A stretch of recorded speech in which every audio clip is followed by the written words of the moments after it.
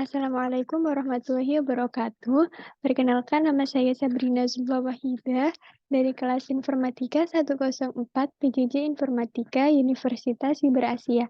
Di sini saya akan menjelaskan terkait presentasi dari makalah yang saya buat terkait Digital City Guide sebagai inovasi Smart Society.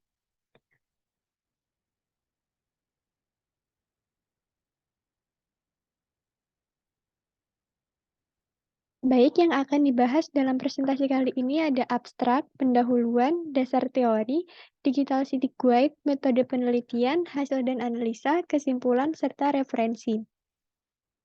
Yang pertama adalah abstrak.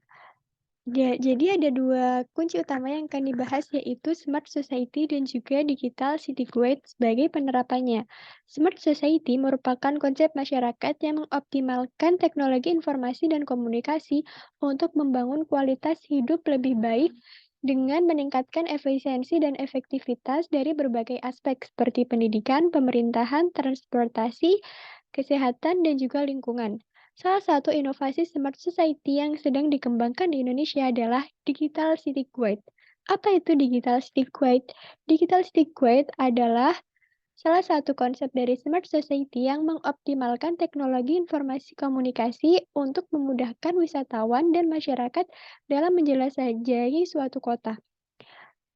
Jadi di dalam era digital saat ini yang semakin berkembang, Digital City Guide hadir untuk menjadi solusi memberikan informasi dan rekomendasi tentang tempat wisata, restoran, toko, acara layanan publik dalam suatu kota. Selanjutnya, bagian pendahuluan. Jadi, Digital City Guide menawarkan begitu banyak manfaat untuk meningkatkan kesejahteraan hidup masyarakat dengan meningkatkan partisipasi masyarakat dalam kegiatan lokal dan memberikan peluang bisnis bagi pelaku industri pariwisata dan yang paling penting adalah memudahkan wisatawan dalam mengetahui dan memilih tempat yang ingin dikunjungi. Dengan adanya Digital City Guide, wisatawan dan masyarakat dapat mengakses informasi secara cepat dan akurat. Nah, yang paling penting adalah kolaborasi antara pemerintah, sektor swasta, akademis, dan masyarakat sekitar untuk mewujudkan Digital City Guide sebagai bagian dari konsep Smart Society yang berkelanjutan dan akan dibahas selanjutnya. Yang selanjutnya yaitu dasar teori untuk perkembangan Smart Society. Yang pertama yang tentu saja yaitu teknologi informasi dan komunikasi atau ICT. Kemudian Internet of Things untuk meningkatkan efisiensi di berbagai sektor dan juga big data untuk analisis data dan juga mengidentifikasi pola dan tren dalam masyarakat. Kemudian artificial intelligence untuk sama juga untuk melihat dalam sektor di berbagai bidang. Kemudian smart city untuk mewujudkan masyarakat yang lebih cerdas dan berkelanjutan, dan juga kebijakan dan tata kelola untuk mencakup segala sumber pengelolaan. Kemudian masuk pada konsep dasar dari Digital City Guide. Konsep untuk membangun Digital City Guide yang pertama yaitu mobile computing. Ini mendukung untuk mendapatkan informasi melalui aplikasi mobile atau melalui smartphone. Kemudian location based service untuk mengetahui lokasi pengguna secara real time dan memberikan informasi yang relevan. Kemudian big data untuk mempelajari preferensi wisatawan dan masyarakat dan memberikan rekomendasi yang relevan juga.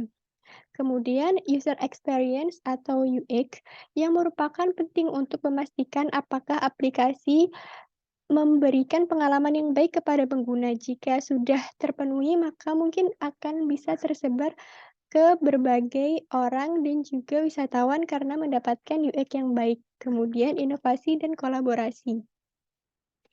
Metode penelitian dengan menggunakan studi literatur dengan cara mengeksplor dan menganalisa dari penerapan yang sudah diterapkan di berbagai kota, salah satunya yaitu Kota Semarang dan Jakarta. Dari hasil analisa yang digunakan, terdapat 3 platform utama yang digunakan untuk Digital City Guide, yaitu aplikasi, website, dan juga media sosial. Di dalam aplikasi, ada salah satu bentuk aplikasi dari Kota Semarang, yaitu aplikasi Lumpia untuk memudahkan menemukan tempat wisata di Kota Semarang. Ini adalah, screenshot tampilannya yang aplikasinya bisa diakses di Google Play Store sejak tahun 2020. Kemudian penggunaan website travel guide yang digunakan oleh Kota Jakarta yang memberikan informasi terkait wisata, destinasi, dan transportasi, di mana websitenya sudah tersedia dalam bahasa Inggris. Jadi tidak hanya untuk masyarakat lokal, tapi bisa juga untuk masyarakat internasional. Kemudian penggunaan media sosial seperti yang kita tahu bahwa media sosial sebagai, eee cangkram yang banyak sekali digunakan oleh orang saat ini. Jadi untuk memanfaatkan yang ada, harus dibuat, sebuah guide atau sebuah akun yang bisa menambah minat dari berbagai wisatawan. Contohnya di sini ada JKT Go yang merupakan Jakarta City Guide, menginformasikan terkait tempat-tempat yang ada di Jakarta dan memberikan konten yang menarik.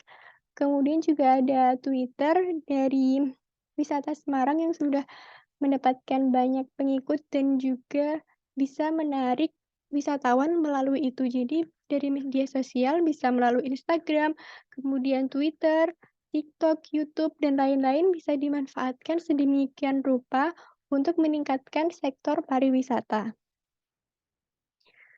Kemudian dari hasil dan analisa, dalam menggunakan Digital City Guide, kita bisa mendapatkan berbagai kemudahan. Yang pertama yaitu pertumbuhan pariwisata nasional seiring dengan naiknya jumlah wisatawan, kemudian semakin banyak calon wisatawan yang mencari referensi pariwisata melalui internet, yaitu melalui mobile aplikasi, web, ataupun media sosial.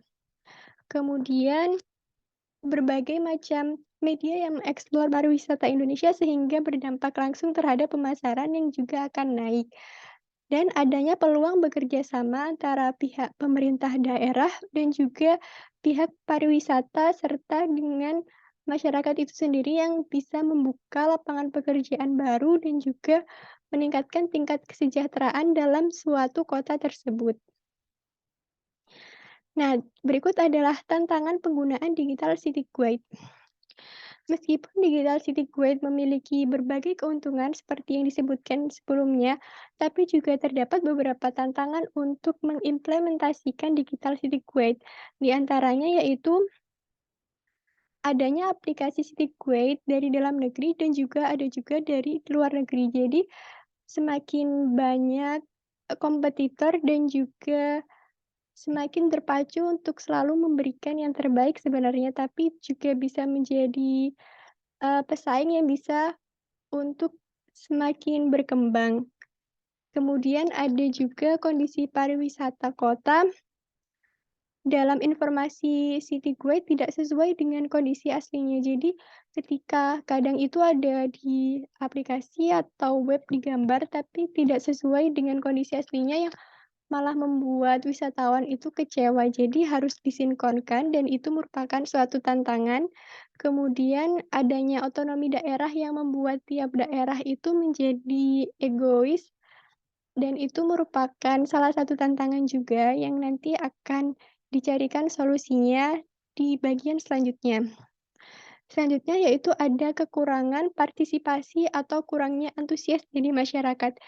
Karena bisa saja ketika Digital City Guide ini diimplementasikan, tapi kalau dari masyarakatnya masih belum antusias dan belum, memiliki semangat yang cukup, akan susah juga untuk diimplementasikan. Nah, selanjutnya yaitu potensi pengembangan lebih lanjut terkait dengan analisa masalah sebelumnya, yaitu dengan Digital City Guide yang memiliki potensi besar bisa diterapkan inovasi antara lain dengan pengembangan fitur dengan menggunakan teknologi augmented reality atau artificial intelligence. Seperti contohnya itu dengan menggunakan guide tour secara real time dengan teknologi AI sehingga calon wisatawan itu semakin tertarik untuk berkunjung dan juga mengurangi resiko ketika tempat yang dikunjungi itu berbeda karena teknologi yang sekarang kan tidak bisa dibohongi. Seperti itu, kemudian juga ada perkembangan konten tidak hanya mengandung unsur pariwisata, tetapi juga konten dan fitur lain yang bisa bermanfaat. Kemudian melakukan kerjasama yang kuat antara pemerintah daerah provinsi dengan pemerintah pusat untuk dalam bidang pemanfaatan teknologi informasi bidang pariwisata. Kemudian menumbuh kembangkan pelibatan masyarakat secara aktif. Jadi tidak sampai masyarakatnya itu kurang paham dan juga kurang antusias, tapi dari masyarakatnya itu dibangun terlebih dahulu terkait pemahaman digital city guide dan mengembangkan secara bersama-sama. Kemudian pemantauan data dan tempat dalam aplikasi oleh tim khusus, karena penting untuk selalu memperbarui data-data informasi baik melalui mobile app, website, dan juga media sosial. Jadi harus selalu terupdate dan terbaru, dan apabila ada misalnya ada tempat yang terbaru dan juga ada destinasi, bisa langsung diupdate oleh tim tersebut.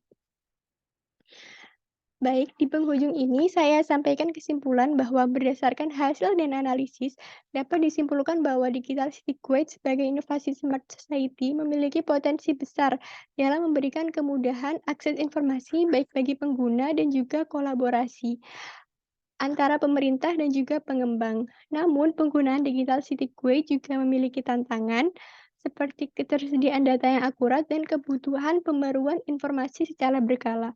Oleh karena itu, pengembangan Digital City Gateway perlu memperhatikan kebutuhan pengguna dan melakukan pembaruan untuk meningkatkan efektivitas seperti yang sudah dijelaskan terhadap bagian solusi sebelumnya. Jadi harapannya bisa diterapkan di berbagai kota Indonesia untuk meningkatkan daya tarik di berbagai wilayah dan tidak ada kesenjangan antar daerah. Baik, dari saya itu dulu yang bisa saya sampaikan, kurang lebihnya mohon maaf. Wassalamualaikum warahmatullahi wabarakatuh.